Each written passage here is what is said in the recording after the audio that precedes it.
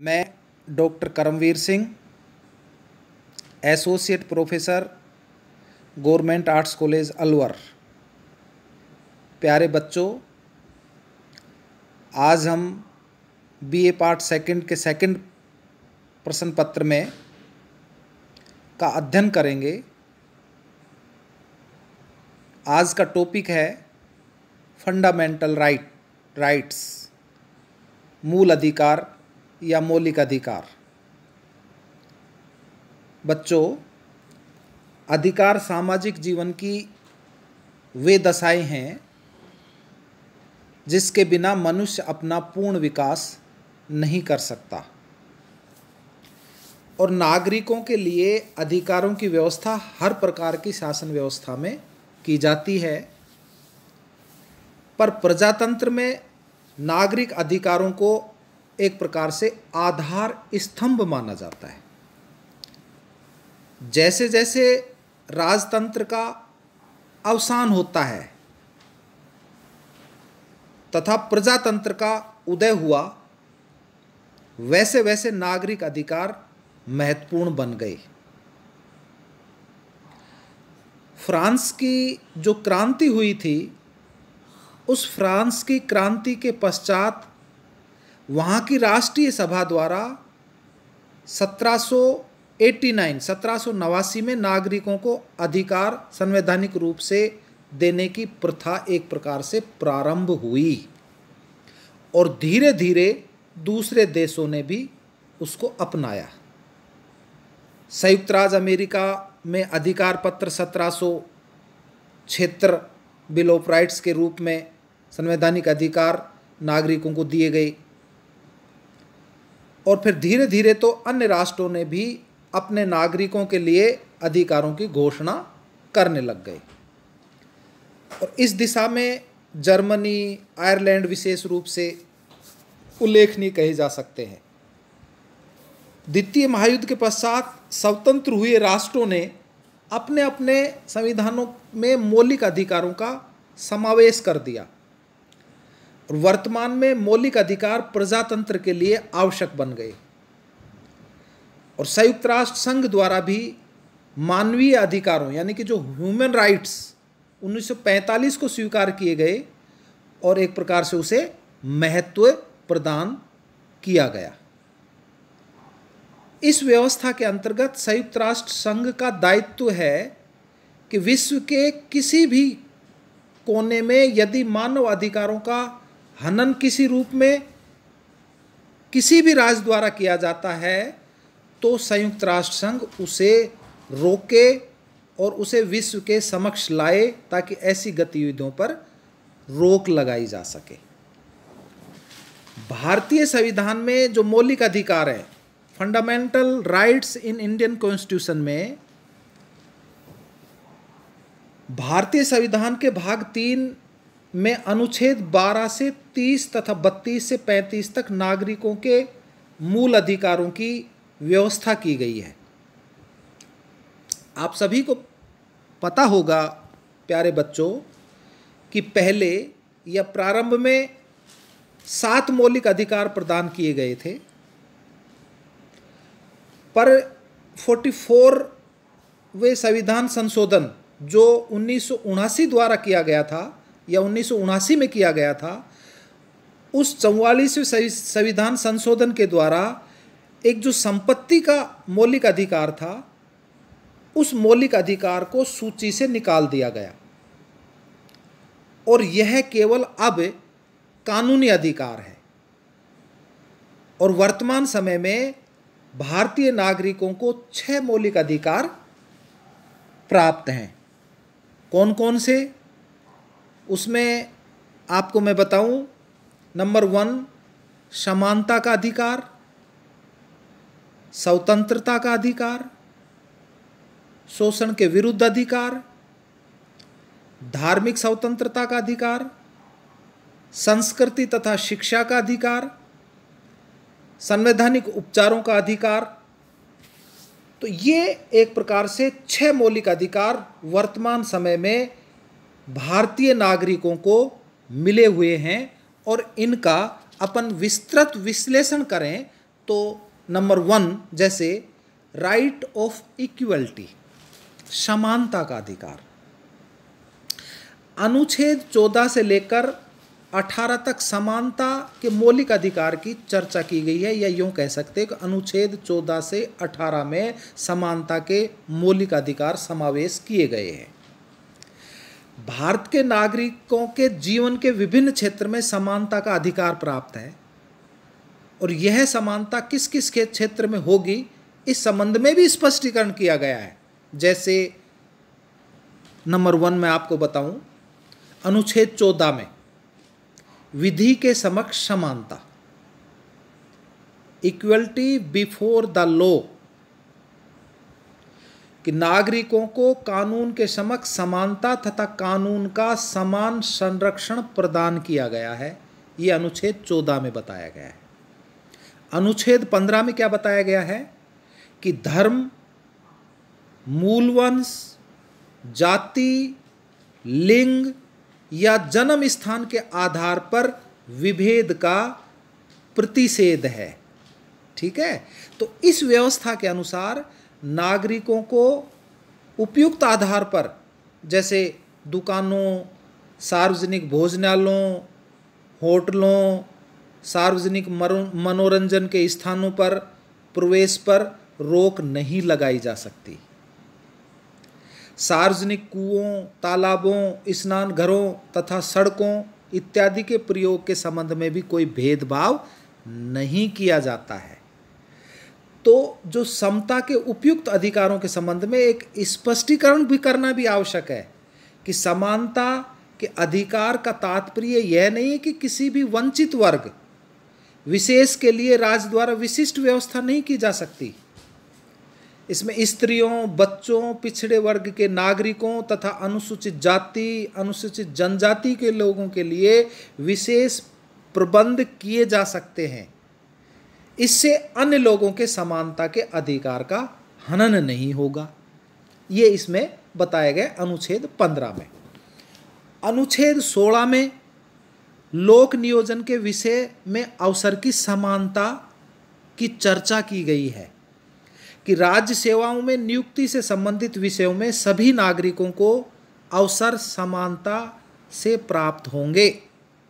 धर्म, मूलवंश, जाति, लिंग, उद्भव, जन्म स्थान आदि के आधार पर किसी भी नागरिक को अपात्र घोषित नहीं किया जा सकता, लेकिन राज्य को राजकीय सेवाओं के लिए आवश्यक योग्यताएं निश्चित करने का अधिकार होता है। संसदीय कानून द्वारा किसी राज्य विशेष को अधिकार दिया जा सकता है कि वह किसी पद के लिए राज्य का निवासी होना आवश्यक कर दे। पिछड़े हुए वर्गों के लिए आरक्षण की व्यवस्था की जा सकती है। किसी पिछड़े वर्ग का यदि राजकीय सेवा में पर्याप्त प्रतिनिधित्व नहीं है तो उसके लिए भी स्थान आरक्षित किए जा सकते हैं। ये अनुच्छेद 16 में बताया गया है। अनुच्छेद 17 में अस्पृश्यता का अंत किया गया है। अस्पृश्यता का न केवल अंत किया गया है बल्कि ऐसे किसी व्यवहार को दंडनीय अपराध भी माना गया है। तो इस प्रकार का भारतीय समाज में इसलिए महत्व है कि अस्पृश्यता का कलंक वर्षों तक समाज को कलुषित करता रहा। छुआछूत की भावना ने समाज को वर्गों में बांट दिया तथा कुछ जातियों को मानवीय जीवन की सुविधाओं से वंचित किया, उनका शोषण किया। समानता के आधार पर प्रजातांत्रिक शासन व्यवस्था में ऐसे कदम की अत्यंत आवश्यकता थी जो अनुच्छेद 17 में दी गई है। उसी प्रकार से अनुच्छेद 18 उपाधियों का अंत, उपाधियों द्वारा भी नागरिकों में भेदभाव बढ़ाने की प्रवृत्ति रही है, अतः ऐसी व्यवस्था को समाप्त किया गया है। सेना या विद्या संबंधी सम्मान के अतिरिक्त किसी और प्रकार की उपाधि का राज्य के द्वारा वितरण का इस अनुच्छेद के द्वारा निषेध किया गया है। भारतीय नागरिकों को विदेशी उपाधि ग्रहण करने का भी अधिकार नहीं होगा। यदि कोई व्यक्ति भारत का नागरिक तो नहीं है पर भारत में किसी लाभ के पद पर है, वह भी राष्ट्रपति की अनुमति के बिना विदेशी राज्य से उपाधि ग्रहण नहीं कर सकता। कोई भेंट, उपाधि या पद भी राष्ट्रपति अनुमति के बिना स्वीकार नहीं कर सकता। तो समानता के ये उपयुक्त अधिकारों की व्यवस्था के संदर्भ में भारत सरकार द्वारा दी जाने वाली उपाधियां यथा भारत रत्न, पद्म विभूषण, पद्मश्री की आलोचना की जाती रही है। स्वतंत्रता के पश्चात कांग्रेस सरकार द्वारा इन उपाधियों का वितरण प्रारंभ किया गया, जिसे जनता शासनकाल में समाप्त कर दिया गया। लेकिन कांग्रेस ने सत्ता में आने पर इन उपाधियों का वितरण पुनः प्रारंभ कर दिया।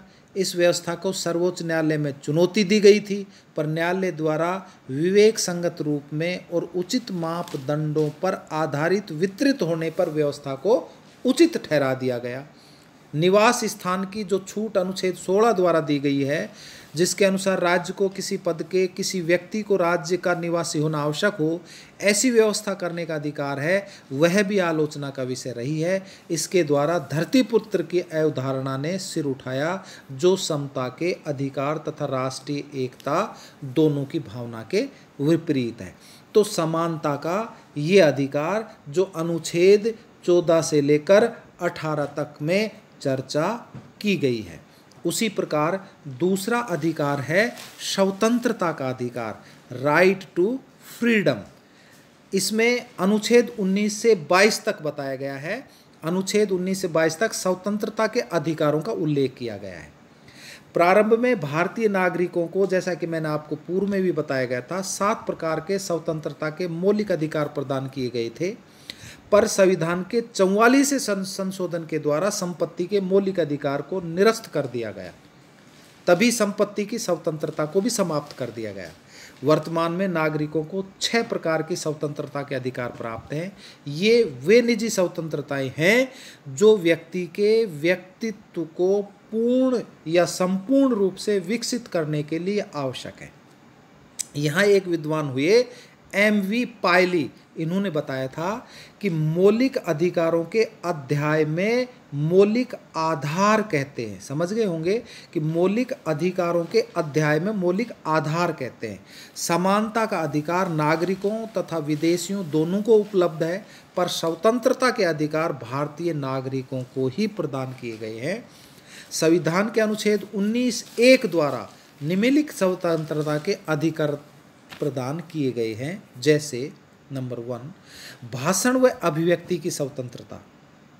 विचारों की अभिव्यक्ति, चाहे वह मौखिक हो या लिखित, वह आवश्यक है कि जिससे प्रजातंत्र स्पंदित है। भारतीय संविधान नागरिकों को विचारों की अभिव्यक्ति तथा अन्य व्यक्तियों के विचारों के विचार करने का मौलिक अधिकार प्रदान करता है। अभिव्यक्ति की स्वतंत्रता में प्रेस की स्वतंत्रता को प्रत्यक्षतः स्पष्ट नहीं किया गया है, पर विचारों की स्वतंत्रता में यह स्वतंत्रता भी अंतर्निहित है। पुस्तकें, आकाशवाणी, दूरदर्शन इत्यादि के माध्यम से भी इन विचारों को अभिव्यक्ति दी जा सकती है। विचार तथा अभिव्यक्ति की स्वतंत्रता नागरिकों को असीमित तथा अमर्यादित रूप में प्राप्त नहीं है।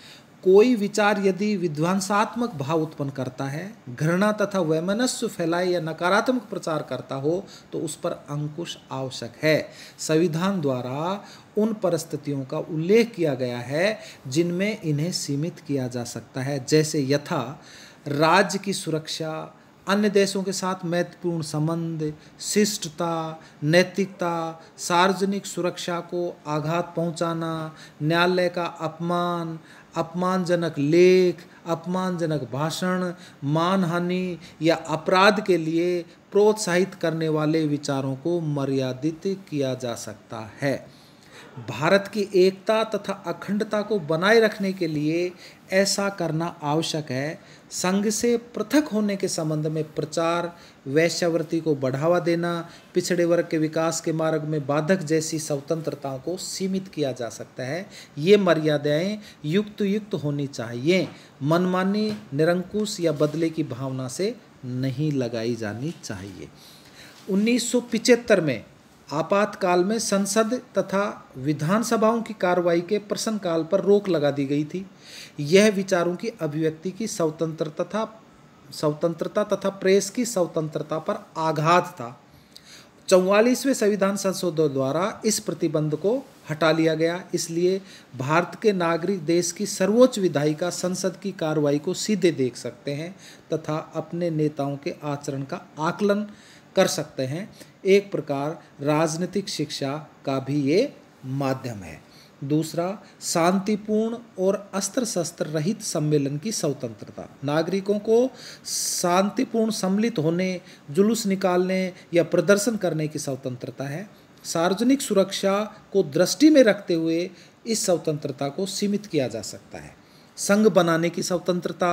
नागरिकों को समुदाय व संघ बनाने की स्वतंत्रता प्रदान की गई है, पर षड्यंत्रकारी या विध्वंसात्मक कार्रवाई से संबंधित समुदाय या संघ बनाने की इसमें मनाही है। भारत के राज्य क्षेत्र में सर्वत्र अबाध संचरण यानी कि भ्रमण करने की भी स्वतंत्रता है कि भारत के नागरिकों को यह अधिकार है कि वे बिना किसी प्रतिबंध या अधिकार पत्र के संपूर्ण देश में भ्रमण कर सकते हैं।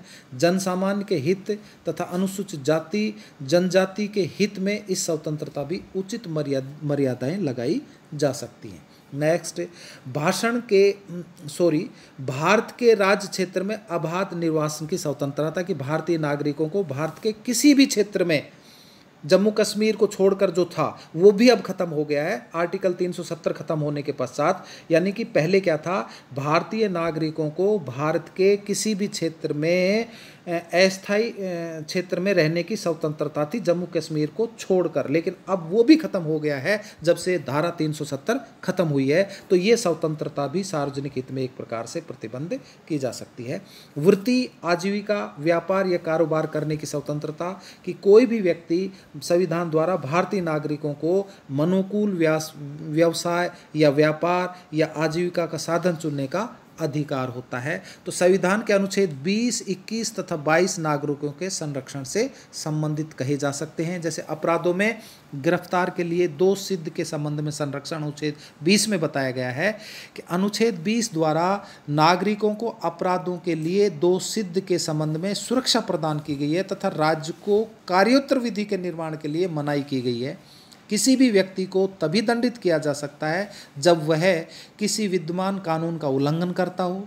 किसी व्यक्ति को एक ही अपराध के लिए एक बार से अधिक दंडित नहीं किया जा सकता एवं व्यक्ति को अपने विरुद्ध साक्षी होने के लिए बाध्य नहीं किया सकता।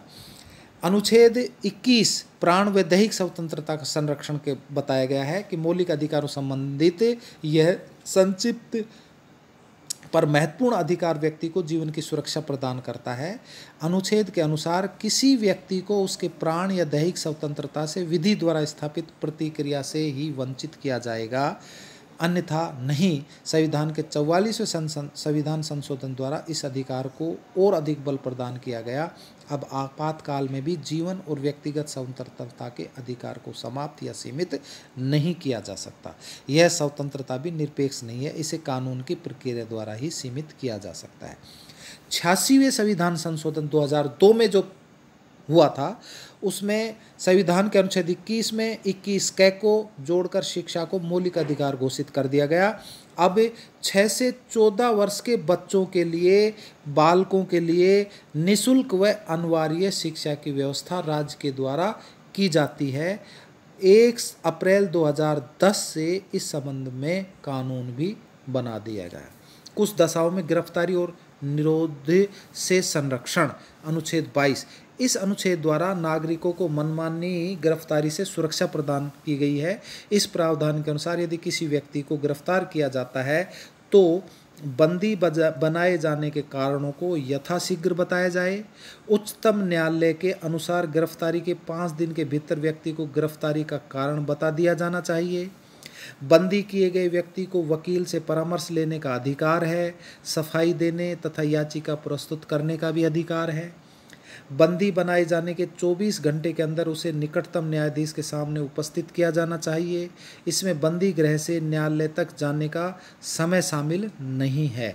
ये सुविधाएं उन अपराधियों पर लागू नहीं होंगी जो शत्रु से संबंधित हों या निवारक निरोधक अधिनियम के अंतर्गत बंदी बनाए गए हों।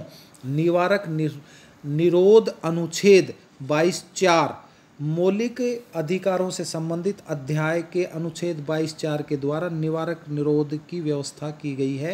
यद्यपि निवारक निरोध को परिभाषित नहीं किया गया है, तथापि अनुच्छेद की व्यवस्थाओं के अनुसार जब किसी व्यक्ति को शंका, संभावना या पूर्व कार्यों के आधार पर बिना अपराध किए हिरासत में रखा जाता है तो उसे बिना न्यायिक प्रक्रिया के नज़रबंदी को निवारक निरोध कहा जाता है। यह अपराध के लिए दंडित करने की नहीं अपितु अपराध करने से रोकने की प्रक्रिया कही जा सकती है। तो ये एक प्रकार से स्वतंत्रता के अधिकारों के संदर्भ में अपने चर्चा की।